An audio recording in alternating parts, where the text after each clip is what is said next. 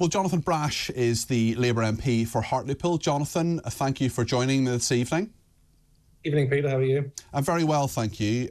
There is polling to suggest that 2 in 5 people think that the country has got worse since Labour has been elected. What would you say to them? Well, look, it's been 4 months of a Labour government after 14 years, and the thing I heard on the doorstep during the general election campaign is nothing works in this country. Now, in that climate, it's going to take time to fix it. But what I would say is, you know, if you're a teacher in this country, if you're a nurse in this country, if you're a member of our armed forces, then for the first time in over a decade, you've actually had a real terms pay rise since we came to office. I mean, the armed forces, the biggest pay rise in 22 years. So I think that there are people in our society who are feeling better off right now. You know, if you're a former mine worker that I was talking to the other day, you've got a 32% increase in your pension after we've ended the injustice of pensions. You know, the investment in our NHS that's going to bring down the waiting list. There are people living in pain every single day.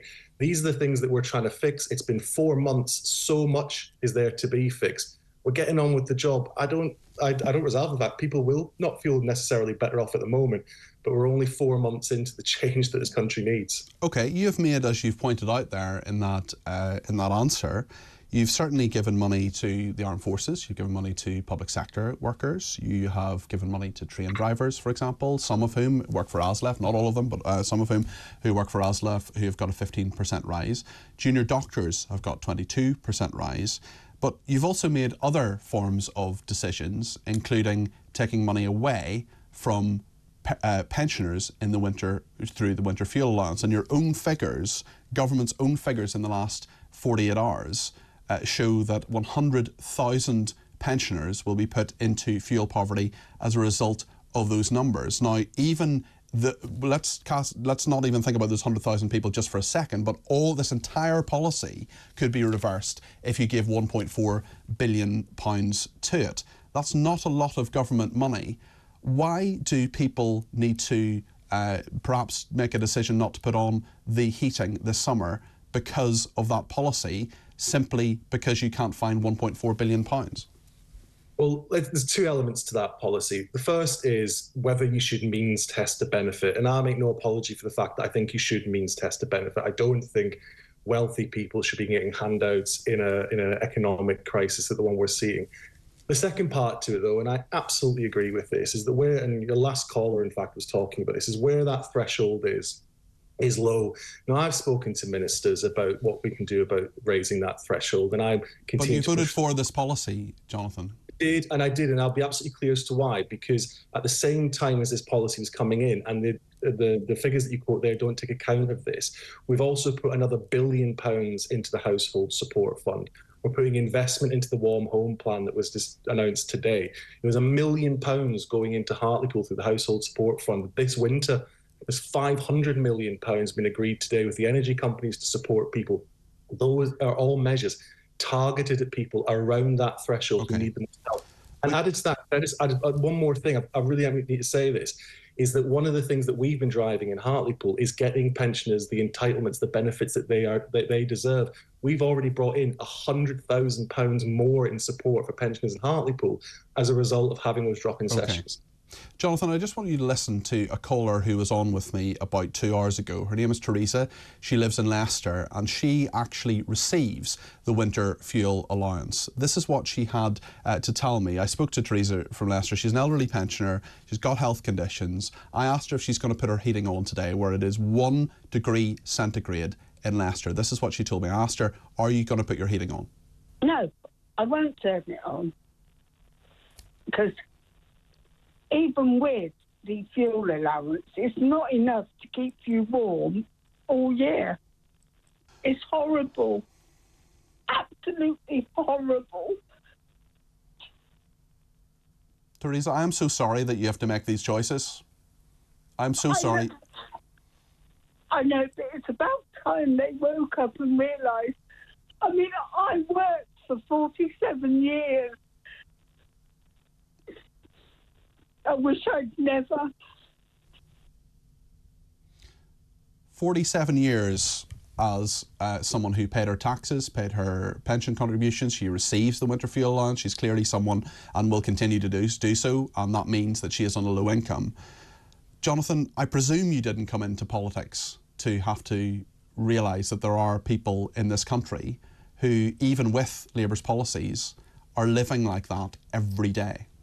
It's completely unacceptable. There's no sugarcoating that. That's completely unacceptable. You say yourself, she's actually continuing to receive the winter fuel allowance. We've got some of the worst home insulation in the country, some of the highest energy prices in Europe. We have to completely reform the system. It was completely ridiculous that anybody in the 21st century is living like that. It is the government's responsibility to fix it. But what you voted for, Jonathan, what you personally voted for is to take away money from people like Theresa. That's what you did when you voted for the winter fuel allowance. Do you accept that?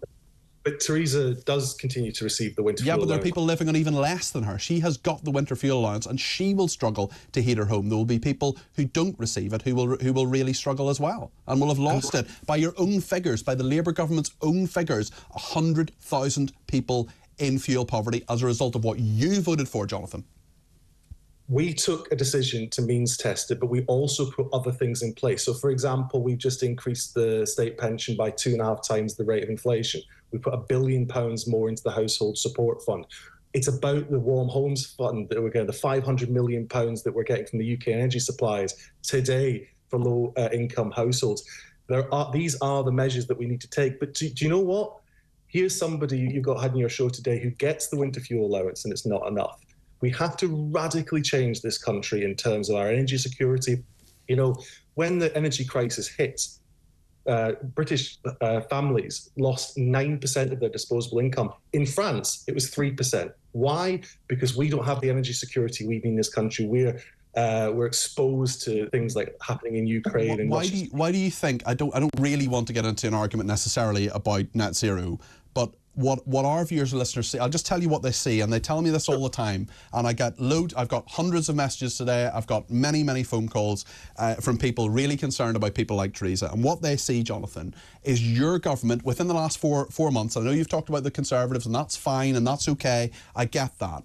But within 4 months, what they've done is they've taken away the winter fuel allowance. They've sent 470 people to a climate change conference in Baku. They've put in the inheritance tax things on the farmers. There just seems to a lot of our viewers and listeners that your government, the party that you're part of in power, doesn't care about a lot of people in this country. We've seen the evidence of 40% of people thinking the country is worse off since Labour has been elected. I want to fairly interview you and tell you and ask you what you have to say to those people.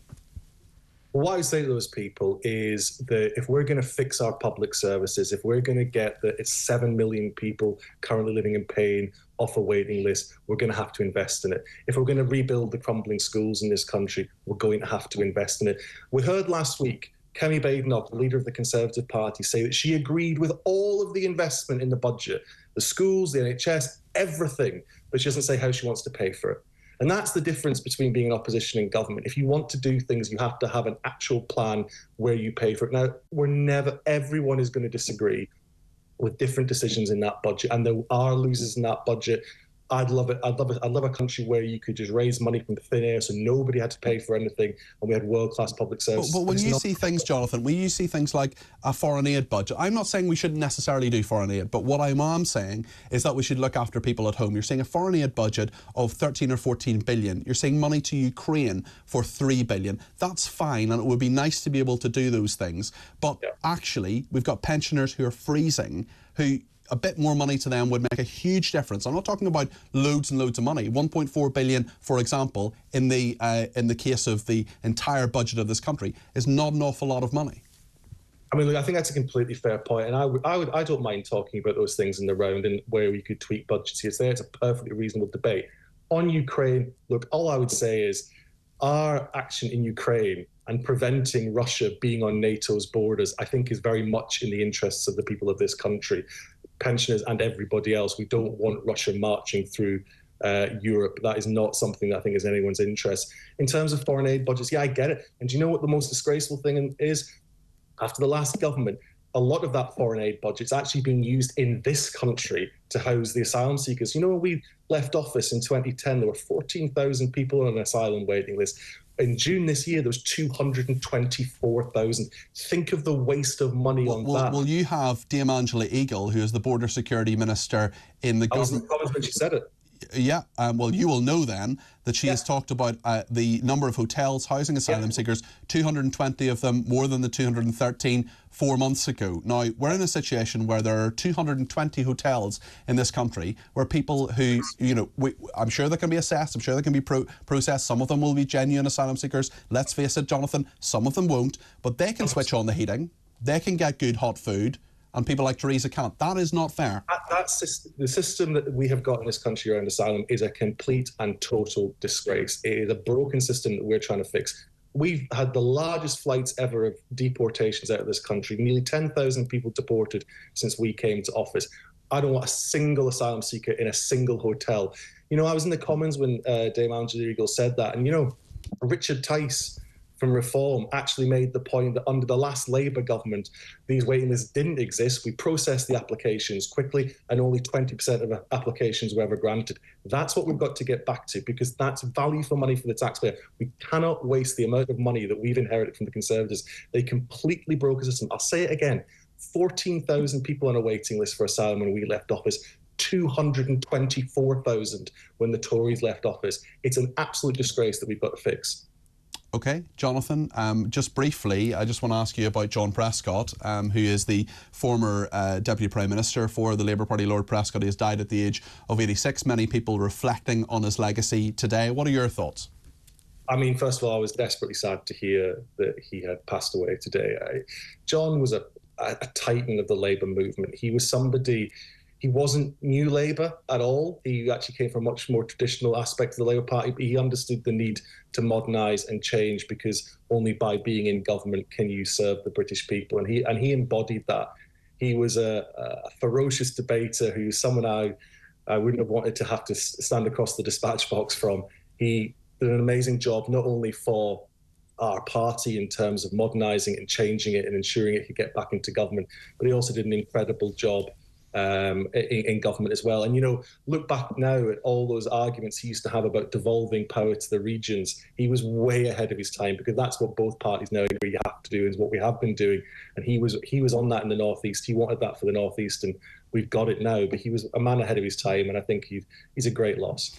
The thing, rightly or wrongly, that he will always be remembered for was that punch. And certainly that's been replayed today on many occasions. What do you think his legacy will be beyond that? Because that's the most memorable thing people will be thinking about today. People who are perhaps not political nerds like you and me, thinking about all the different things he did in government.